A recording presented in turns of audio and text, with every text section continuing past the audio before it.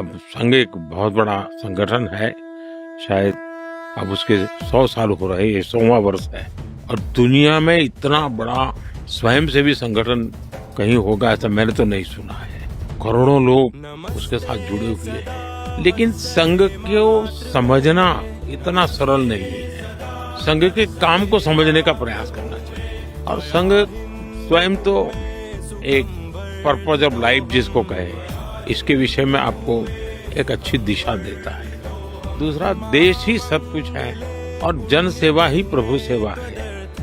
ये जो हमारे वेद काल से जो कहा गया है, जो हमारे ऋषियों ने कहा, जो विवेकानंद ने कहा, वही बातें संघ के लोग करते हैं। तो स्वयंसेवक को कहते हैं भाई तुम्हें संघ में से जो प्रेरणा मिली वो 1 घंटा शाखा है, वो स्वयं नहीं, यूनिफॉर्म पहनना वो स्वयं संघ नहीं है। तुमने समाज के लिए कुछ करना चाहिए और वो प्रेरणा के आज ऐसे काम चल रहे हैं। जैसे कुछ स्वयंसेवकों ने सेवा भारती नाम का संगठन खड़ा किया। ये सेवा भारती जो गरीब बस्तियां होती है, झुग्गी झोपड़ी में गरीब लोग रहते हैं, जिसको वो सेवा बस्ती कहते हैं। मेरी मोटी मोटी जानकारी है, करीब 1.25 लाख सेवा प्रकल्प चलाते हैं और किसी सरकार की मदद के बिना जो समाज की मदद से वहां जाना, समय देना, बच्चों को पढ़ाना, उनके हेल्थ की चिंता करना, ऐसे ऐसे काम करते हैं। संस्कार उनके अंदर लाना, उस इलाके में स्वच्छता का काम करना, यानी बिल्कुल 1.25 लाख एक छोटा नंबर नहीं है। वैसे कुछ स्वयंसेवक है संघ में से ही गढ़े हुए हैं, वो वनवासी कल्याण आश्रम चलाते हैं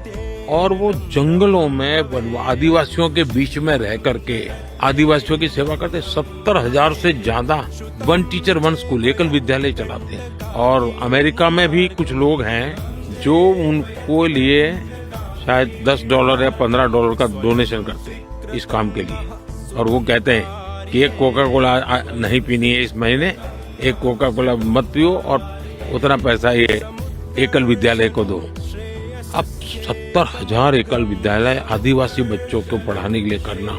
कुछ स्वयंसेवकों ने शिक्षा में क्रांति लाने के लिए विद्या भारती नाम का संगठन करा दिया। करीब 25,000 स्कूल चलते हैं उनके देश में और 30 लाख से छात्र एट अ टाइम होते हैं। और मैं मानता हूं अब तक करोड़ों विद्यार्थियों को और बहुत ही कम दाम में पढ़ाई हो और संस्कार को भी प्राथमिकता हो, जमीन से जुड़े हुए लोग हो, कुछ न कुछ हुनर सीखे, समाज पर बोझ न बने।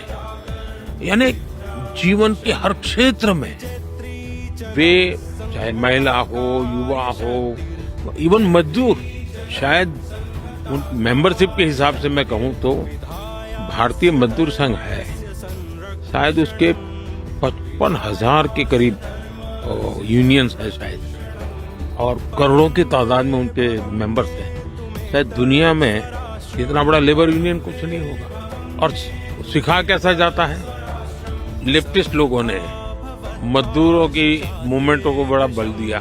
लेबर मूवमेंट जो लगे हैं उनका नारा क्या होता है, workers of the world unite, दुनिया के मजदूरों एक हो जाओ, फिर देख लेंगे, ये भाव होता है। ये मजदूर संघ वाले क्या कहते हैं, जो आरएसएस की शाखा से निकले हुए स्वयंसेवक मजदूर संघ चलाते हैं, वो कहते हैं वर्कर्स यूनाइट द वर्ल्ड। वो कहते हैं workers of the world unite, ये कहते हैं workers unite the world. Unite the world. ये कितना बड़ा वाक्य, 2 शब्दों में इधर उधर है, लेकिन कितना बड़ा वैचारिक बदलाव है। ये संघ की शाखा से निकले हुए लोग अपनी रुचि, प्रकृति, प्रवृत्ति के अनुसार जब काम करते हैं तो इस प्रकार के गतिविधियों को बल देते हैं। और जब इन कामों को देखेंगे तब आपको 100 साल में राष्ट्रीय स्वयंसेवक संघ ने भारत के सारे चकाचौंध दुनिया से दूर रहते हुए एक साधक की तरह समर्पित भाव से, तो मेरा ये सौभाग्य रहा कि ऐसे पवित्र संगठन से मुझे संस्कार मिले जीवन के, लाइफ ऑफ पर्पज में जो मिला।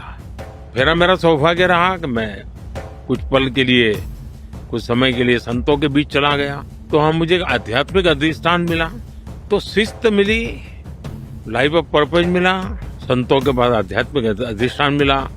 स्वामी आत्मस्थानंद जी जैसे लोगों ने जीवन